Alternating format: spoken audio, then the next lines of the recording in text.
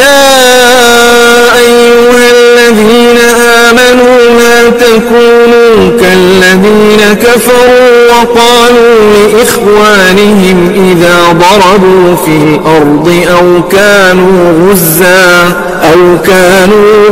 لو كانوا عندنا ما ماتوا وما قتلوا ليجعل الله ذلك حسرة في قلوبهم والله يحيي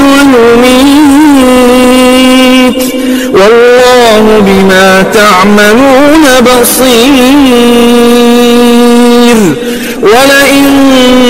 قتلتم في سبيل الله أو متم لمغفرة من الله ورحمة خير مما يجمعون ولئن متم أو قتلتم لإلى الله تحشرون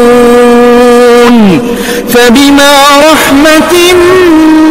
من الله لنت لهم ولو كنت فظا غليظ القلب لانفضوا من حولك فاعف عنهم واستغفر لهم وشاورهم في الأمر فإذا عزمت فتوكل على الله إن الله يحب المتوكلين إن ينصركم الله فلا غالب لكم وإن يخذلكم فما ذا الذي ينصركم من بعده وعلى الله فليتوكل المؤمنون وما كان لنبي أن يغل ومن يغل يأت بما غل يوم القيامة ثم توفى كل نفس ما كسبت وهم لا يظلمون أفمن اتبع رضوان الله كمن باء بسخط من الله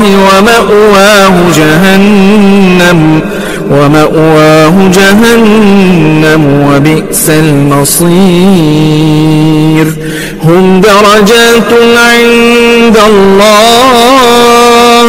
والله بصير بما يعملون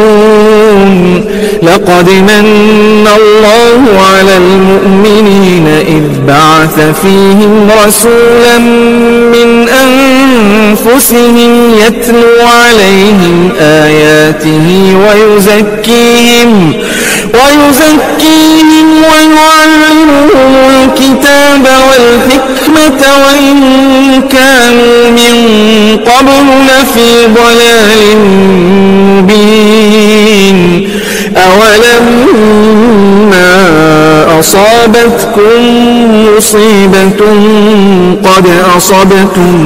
مثليها قلتم أنى هذا قل هو من عند أنفسكم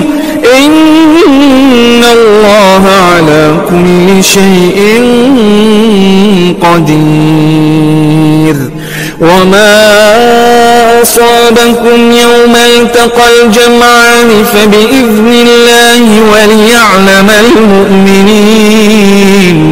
وليعلم الذين نافقوا وقيل لهم تعالوا قاتلوا في سبيل الله أو ادفعوا قالوا لو نعلم قتالا لاتبعناكم هم للكفر يومئذ أقرب منهم للإيمان يقولون بأفواههم ما ليس في قلوبهم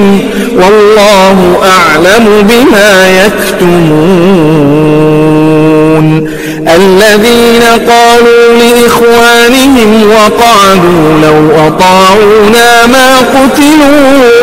قل فادرءوا عن أنفسكم الموت إن كنتم صادقين ولا تحسبن الذين قتلوا في سبيل الله أمواتا بل أحياء عند ربهم يرزقون فرحين بما آتاهم الله من فضله ويستبشرون بالذين لم يلحقوا بهم من خلفهم ألا خوف عليهم ولا هم يحزنون يستبشرون بنعمة من الله وفضل وأن الله لا يضيع أجر المؤمنين الذين استجابوا لله